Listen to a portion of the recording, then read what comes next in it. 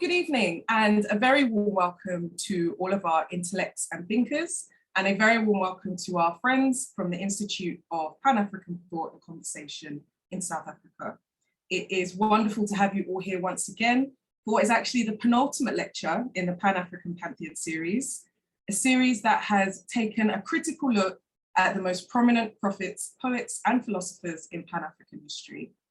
A special mention must be made of our comrade and friend, Dr. Adekunle Adebayo, for assembling such a stellar lineup of global African intelligentsia to compile a body of literature that gives us the depth and breadth of Pan-Africanism's most important figures in a way that no other work has done to date.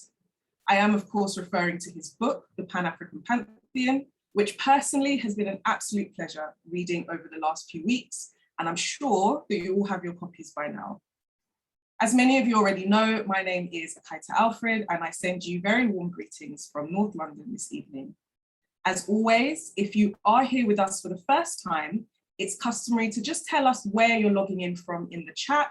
It's always really good just to see which parts of the diaspora and indeed the continent that the centre has reached. So if you could just let us know your name and location as everyone gets settled, I would be very grateful to see where people are logging in from this evening. So just put your name and where you're logging in to us from this evening. So we have Nigel from Hitchin, UK, thank you. Welcome, Sylvia, Trinidad and Tobago. Warm welcome to you. Anyone else? We've got John in St. Lucia, fellow countryman of Vladimir Lucien. Welcome. Okay, Muketsi from Johannesburg. I've got Elizabeth from Cape Town, welcome. Bassi, I feel like that's a fellow countryman of mine from Boston, welcome. Anyone else want to let us know where they're coming from? Hi again to you from Berlin, hello, Eric from London, Renee from Washington, got Livingston, hello from Tottenham, North London, welcome. Okay, amazing. You can keep putting those in, I will keep checking. Thank you to everyone that let us know where they're coming from. So on behalf of everyone at the Centre of Pan-African Thought and the Institute of Pan-African Thought and Conversation, I just want to say it's a pleasure to have you here, and I hope that you leave tonight's lecture feeling inspired, enthused, and keen to find out more about our pantheon for tonight, which is poet and playwright Dereck Walcott. His name may not necessarily be one of the first that comes to mind when we think of Pan-Africanism. However, tonight's lecture will shine a light on the work of a man whose intricate metaphorical poetry captured the physical beauty of the Caribbean, the harsh legacy of colonialism, and the complexities of living and writing in two cultural worlds, and also earned him a Nobel Prize in Literature. So now let me introduce you to tonight's guest speaker. Vladimir Lucien is a writer, actor, and critic. His writing has been widely published, including in an anthology of Caribbean poetry and prose entitled Beyond Sangre Grande. His debut collection, Sounding Ground, won him the OCM Bocuse Prize for Caribbean Literature in 2015. He is the co-editor of the anthology St. Lucie, Poems and Art of St. Lucia, and is the screenwriter of the documentary The Americans, which premiered at the Trinidad and Tobago Film Festival in 2013. So just to remind everybody of how the evening will be structured, Vladimir is going to present for about 35 to 40 minutes. He and I will then enter into a conversation for another 20 minutes or so, just to unpick some of the key themes from his chapter in the book. It will then be time for the Q&A, where I will be moderating, and you will have the opportunity to ask your questions directly to Vladimir, or to pitch them in the chat for me to field them on your behalf if you prefer. So as usual, questions will be asked in rounds of 2 or 3 at a time. All I ask is that you stay on mute until the time comes for you to speak. When that time comes, I'll just ask you to raise your virtual hand and wait until you're called. So without further ado, please join me in giving a very warm welcome to Vladimir Lucien. Vladimir, it's over to you for the next 35 or 40 minutes. Okay, hopefully I last that long. Okay, thank you for having me. Thank you to everyone who's here, some people who I know, including my teachers, mentors, and so forth. I notice are also in attendance. Thank you to the Institute as well. I remember fondly the conference that started this collection a few years ago in South Africa, in Joburg. And I also want to remember two people who are in this book that I remember. I don't know, I can't keep track, but there are two people I know who are in this book who have gone to strengthen us on the other side, and who I had the pleasure of interacting with, who are Professor Abiola Irele, really great scholar, as well as Dr. Elise Brown. So just recognizing them as contributors as well, in the book and in bigger ways as well. My focus, the focus of the lecture, is really going to be I hope everybody's getting the book, but it's primarily going to be looking at the strength of a figure like Walcott within the idea of Pan-Africanism. And what's important about that is he's not the first person who comes to mind when we think about Pan-Africanism in the Caribbean. I'm sure persons who are attending from the Caribbean would think quicker of Campbell Brathwaite, because as I'll point out, because the focus of the lecture is on the muse of history, coming out of that very heady period of the Black consciousness in the Caribbean, would have been Walcott would have been pitted against Brathwaite, who was seen as the one who was more Pan-African, more representative of Africa in the Caribbean than Walcott. But I think it's interesting to have that have Walcott thrown in from left field, and I think there's something about him, his work, his experience of that time, that tempers perhaps what certain tendencies within the Black Power movement, and challenges it in the same way that it challenged him. And I think my lecture is, well, my lecture, I say a lecture, but it's really, I'm going to be talking, I have my notes and so on, but it's the pandemic and I'm on a couch. So, but the point is that it's going to be focused a lot about how this period of time enriched Walcott's own sense of self, and it helped him to produce work that enriched our own thinking about the Caribbean, our own thinking about the place of movements like Black Power, and something like the Pan-African movement, which he's now kind of formed a part of through this book, through our kind of thinking about him again in that period of time. My reflection on it started in a very personal way, in that this was an essay, The Muse of History, which is a very famous essay by Walcott in his collection, What the Twilight Says. It was difficult for me to read it because it was so critical of Black Power at the time.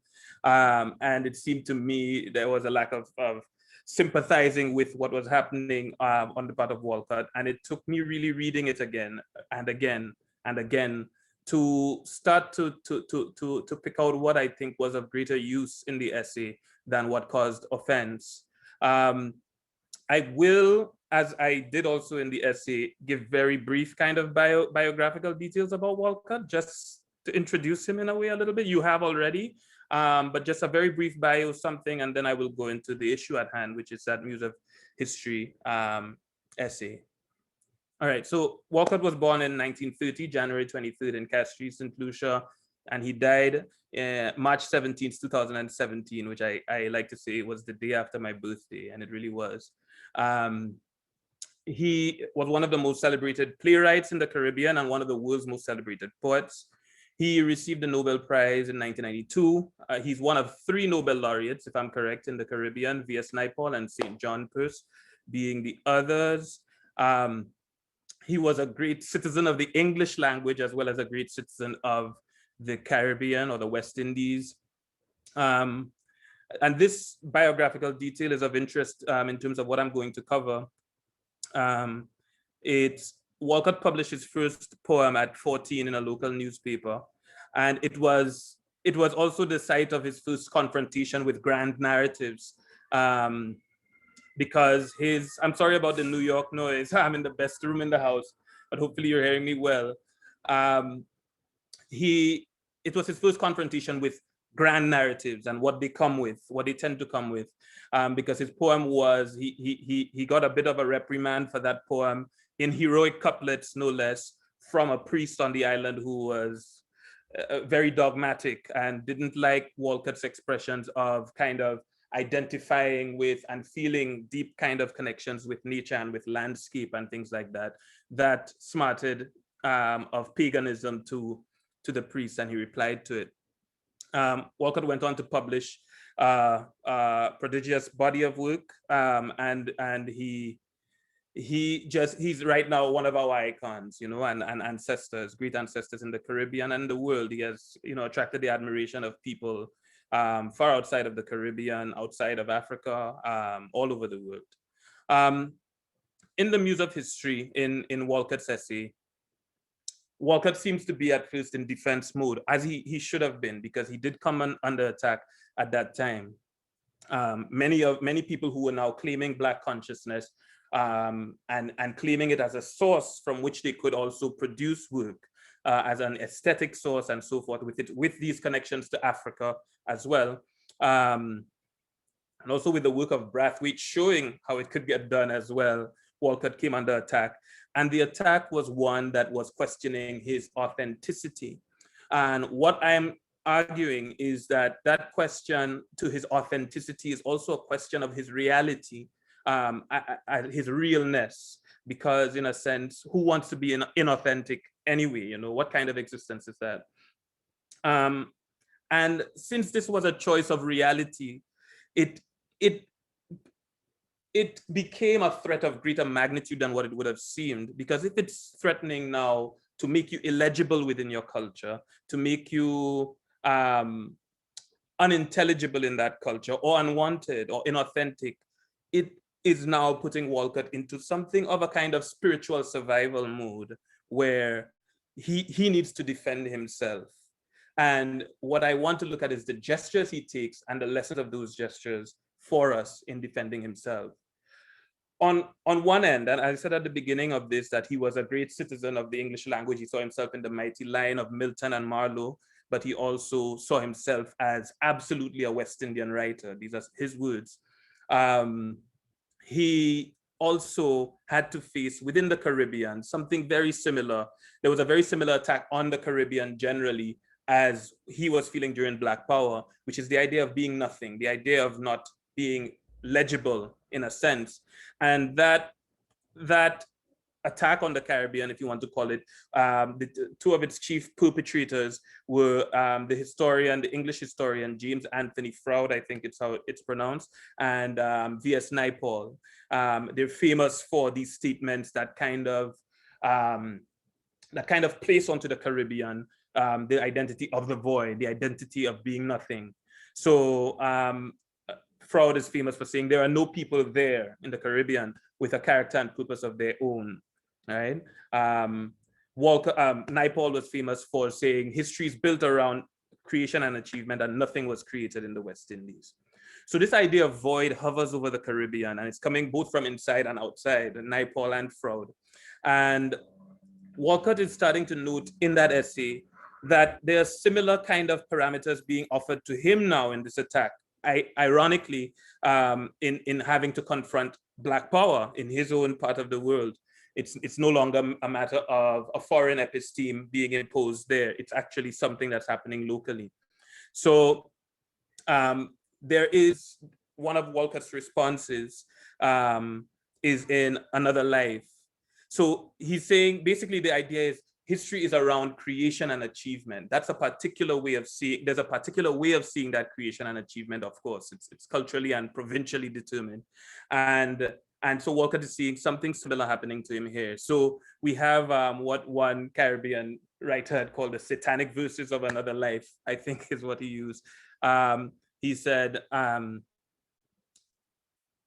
quoting him here in response to Black Power. This is from Another Life. He says, those who peel from their own leprous flesh their names, who chafe and nurture the scars of rusted chains like primates favoring scabs, those who charge tickets for another free ride on the Middle Passage, those who explain to the peasant why he is African, their catamites and eunuchs banging tambourines, whores with slave bangles banging tambourines, and the academics crouched like rats listening to tambourines.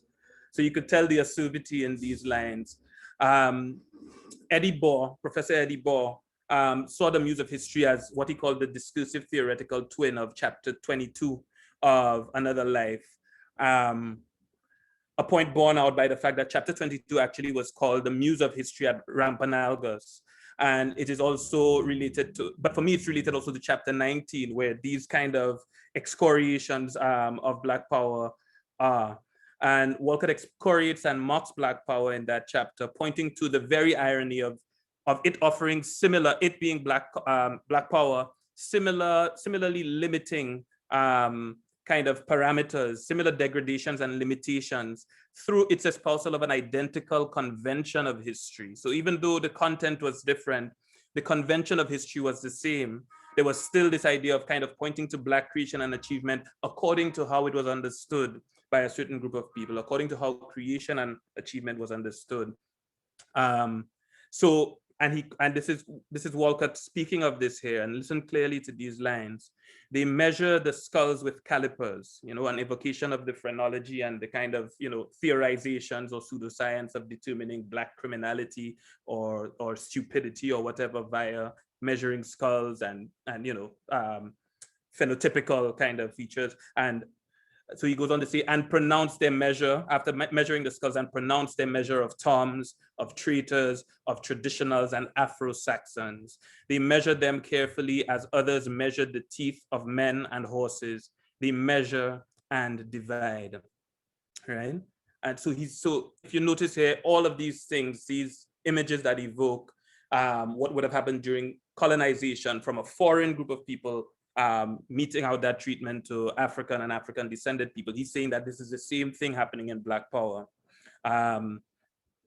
In that sense of measuring, in that sense of even in terms of their historiography, their way of kind of seeing things. So here Walcott parts ways, and he parts ways via a certain kind of fraught relationship with history and departing or leaving history in favor of myth. And it's important for us to understand what conception of myth that he espouses and how it is of use to him. So another personal note is that I came back to the Muse of History with a much better reading of it after encountering a quote from Sun Ra, and I'm going to quickly read it. Sun Ra, the jazz musician from the US, from Alabama. He says, and a lot of things Black people dealing with have proven to be not profitable. Of course, they try to base things on truth, but the truth is no longer acceptable, you see, not to the Creator, because when they took Christ and put him on the cross, he said, I am the truth, and they eliminated the truth. You see, you're dealing with cosmic equations. So when he says, I am the truth, and they crucified him, they crucified truth. It doesn't exist anymore. So you can't use it. If you do, you'll be just like it. So what you have now, you got to deal with myth. Particularly the Black race, they got to stop everything and realize whatever they're doing is not profitable. Don't care if it's righteous, don't care if it's the truth, it's not doing anything. So when they have to deal with so now they have to deal with something else, deal with myth. So you notice this kind of separation of truth and myth, all right? If Black power did something productive for Walcott, it is in how he seemed to take it personally as an affront and as an attack, and on his reality, on his realness, and it forced him to mount a resistance to the limitations he felt were being imposed upon him by their convention of history, by their approach to things. So beyond that social and historical truth that was being foisted upon him, he had to access something within himself, more elemental, something deeper and perhaps visceral. It is through this collision of an imposed social history and the inward reach for personal history or myth that this emerges. And I should say as well that the title of my essay in the collection is The Myth of My Own Self, the idea of creating a myth for oneself and as something empowering for one. I also wanted to kind of allude to the fact that this is very similar to something in Black African-American writing, where the Moynihan report that was so very kind of socially deterministic, and that many Black writers wrote against albeit not in the way that Walcott did necessarily, but it's this idea of history, sociology, and these things being very deterministic. And it's not just the history, but the historiography, the way of seeing history, the way of writing history. And that necessitates the writing of personal myth. So to Walcott, and there's a long quote here, but I won't go into it. He's talking about, he calls something Afro-Aryanism. He's talking about, during that time, the idea of anything adulterated, anything that was less than, anything that was like an unsoiled black would not be tolerated, and so on. But he's talking about the benefits of that in terms of the response it creates. And he describes it partly as people who become exotic hybrids, who favor more complex values. And he compares such people to islands. Now, if Walcott has made any kind of historical statement on himself using the facts of history, it's been this very famous quote from I'm forgetting the name. It's not The Spoiler's Return, it's Shabin. But the quote goes, "I know these islands from Monos to Nassau, a rusty-head sailor with sea-green eyes that they nicknamed Shabin, the patois for any red nigger who loved the sea. I had a sound colonial education. I have Dutch, nigger, and English in me, and either I'm nobody or a nation, or I'm a nation. Either I'm nobody," you notice this sense of tussling with the void and that imposition of it, "or I'm a nation," right? So this is Walcott tussling with his historical self before we get into the myth he creates for his own self. One of the attitudes of Walcott is he has a kind of acceptance for the creation of the present. Even the so-called destructive or antagonistic forces of the past, he understands them as all ultimately being creative towards what is strong, even what is strong, and even some things that may be strong and good in the present, as well as I think he acknowledges how they have been creative of persistent evils as well. But he maintains a complexity of vision by understanding even the destructive forces of the past, perhaps in spite of themselves and beyond themselves, also having creative charge, right?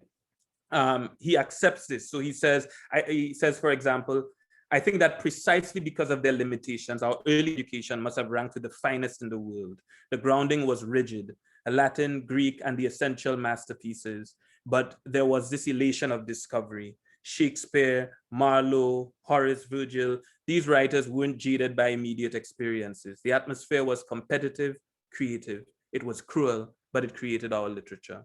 So he recognizes the past, even its destructive elements, as being creative. He says, "I feel absolutely no shame in having endured the colonial experience. There was no obvious humiliation in it. In fact, I think that many of what are snared at as colonial values are part of the strength of the West Indian psyche, a fusion of formalism with exuberance, a delight in both the precision and the power of language. We love rhetoric, and this has created a style, a panache about life that is particularly ours. Our most tragic folk songs and our most self-critical calypsos have a driving, life-asserting force. Combine that in our literature with a long experience of classical forms, and you're bound to have something exhilarating." So not only does he prioritize this, but the other thing that Walcott does, after dealing with this history and dealing with even the kind of very strong European provincial notions of what achievement and creation are, and what they constitute, and how these things become what history is, he, along with doing that, he's also recognizing that the past does not have a monopoly on creative power, and he recognizes that as part of the idea, the philosophy of history, the idea of a unilateral kind of creative acting upon of the past toward the present, right? The present kind of just as yielding out of the past, and it's whatever has taken place there. In starting to relinquish that history and that approach to history, he's very much trying to create a situation, trying to create a myth and a rationale, even perhaps, for the recognition also of the creative imperative of the present, the fact of it not being a unilateral relationship at all. And history cannot help him with that. History and the historiography that goes along with it, history with a capital H, history as it is provincially conceived and internationally exported by a certain group of people did not afford him that. And he's thinking also that this is the same historiography in a sense that is there even within Black power to some extent, that whether we're talking about the greatness of the Romans or the greatness of the Black Egyptians, we're still kind of linked to a particular philosophy of history, one which he thinks has particular limitations. And what helps Walcott, apart from the formation of his own myth, is his experience of himself as a writer in starting to outline the contours of that position of resistance that he's going to mount. It is that very kind of, call it mystical or whatever, experience of being a writer itself that really arms him to create something that is a worthy kind of alternative to that philosophy of history. The first part of it is that Walcott starts this idea of the Adamic, Eden, you know, almost creating a kind of blank slate in the Caribbean. And this is something for which he received a lot of criticism. But there's an interesting quote from Walcott where he is talking about, he's giving thanks to both worlds in the Muse of History. And he says, I give the strange and bitter and yet ennobling thanks for the monumental groaning and soldering of two great worlds, like the halves of a fruit seamed by its own bitter juice, that exiled from your own Edens, you have placed me in the wonder of another. And that was my inheritance and your gift. He's acknowledging other Edens. So this is not within the trajectory of history, the teleological trajectory of history, or that very deterministic teleology of history. What he's looking at is the recursive world of myth, where the relationship between the past and the present is one of recursivity, is one almost as parallels. So Africa and Europe, or wherever he's referring to, constitute Edens themselves. And so too is the Caribbean and Eden, even while it is something else, even while it is the product of other Edens. The other thing is, it's a necessity, it's an active, it's an act of resistance as well, and an act of survival to create these myths as well, because he's creating not only a myth for himself, but his context. So his context is one where he's creating within it the possibility in which the creativity of the present has equal status as that of the past. I think George Lamming had talked about piles of creation and achievement, that kind of morass of ruins and so forth that somehow symbolize creation and achievement and therefore history. What Walcott does is create something where the past or older civilizations cannot necessarily have greater prominence than a newer civilization like ours. We in the Caribbean, you can't claim to be an ancient civilization in its current constitution.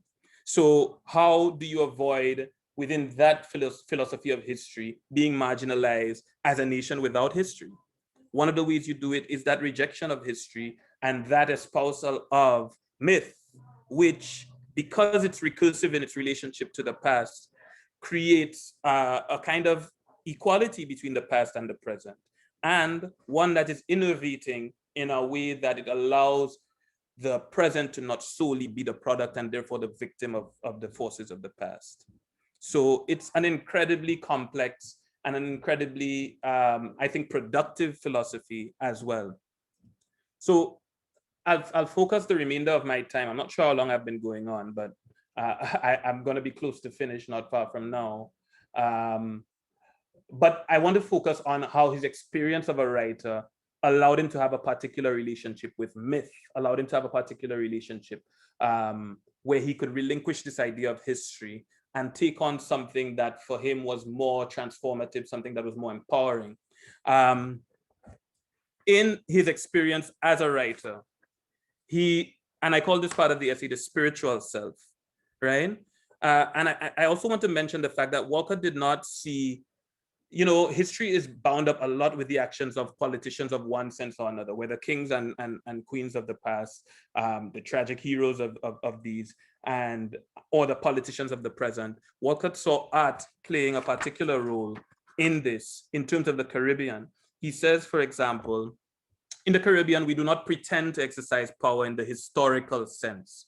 I think that what our politicians define as power, the need for it or the lack of it, should have another name.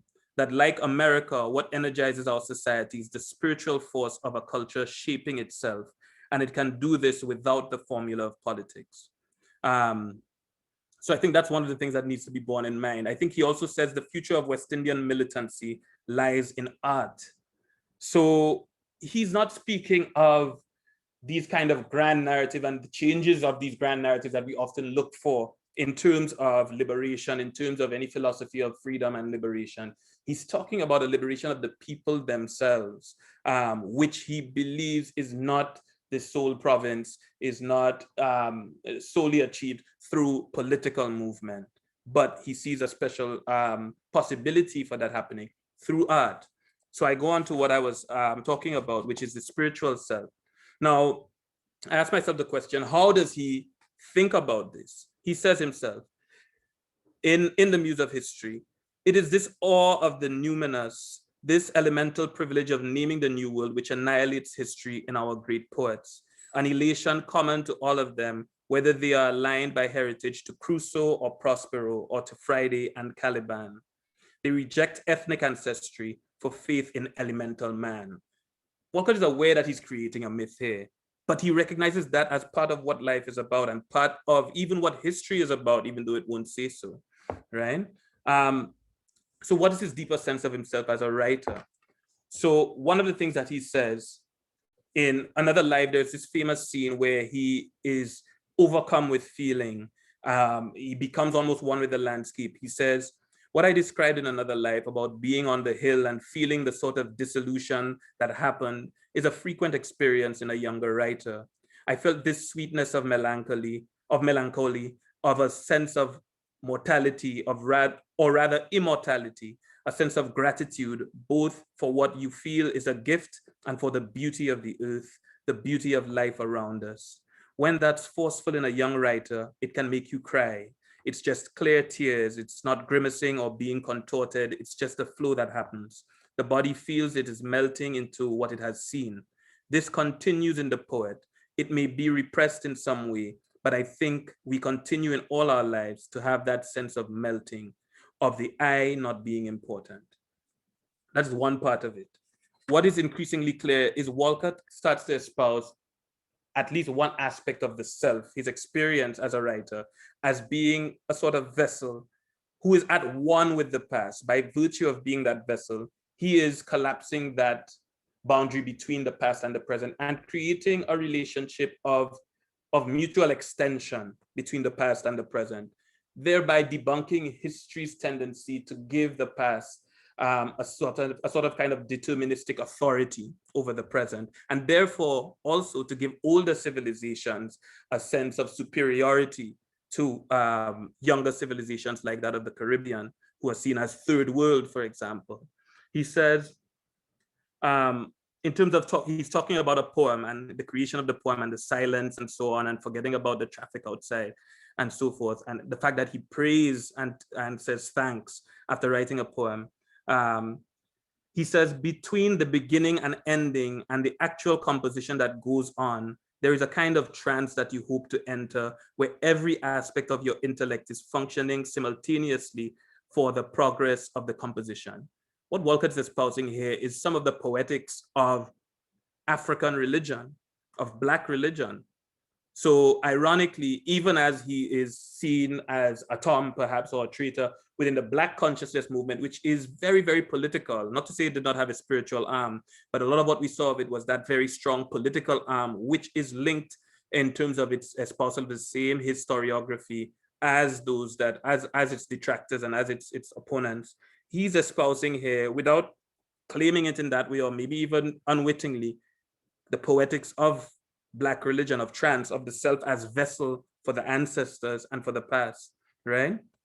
He says here, where is it, of his dad, he sees himself as a continuation of his dad, the work of his father being extended through him. He says of his father's death, now that didn't make me a morose or morbid child. Rather, in a sense, it gave me a kind of impetus and a strong sense of continuity.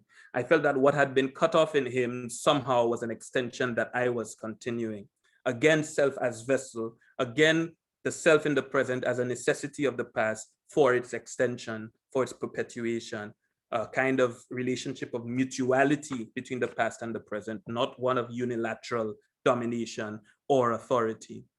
Another very interesting quote, and this might be one of the last ones I look at, is in the Muse of History. He says something else, which I'm going to read. This espousal of the spiritual self is directly connected to the convention of history that Walcott articulated in the Muse of History.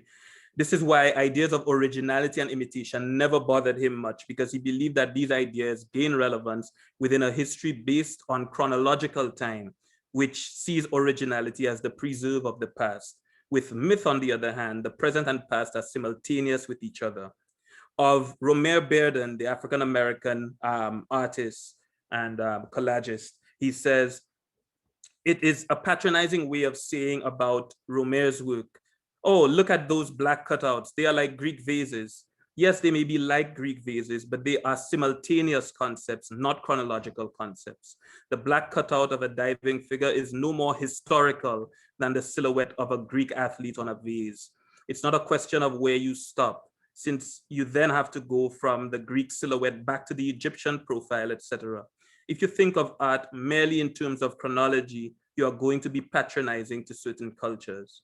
But if you think of art as a simultaneity that is inevitable in terms of certain people, then Joyce is the contemporary of Homer, and so too is he the contemporary of Homer. In Omeros, he talks about meeting Homer, visualizing it.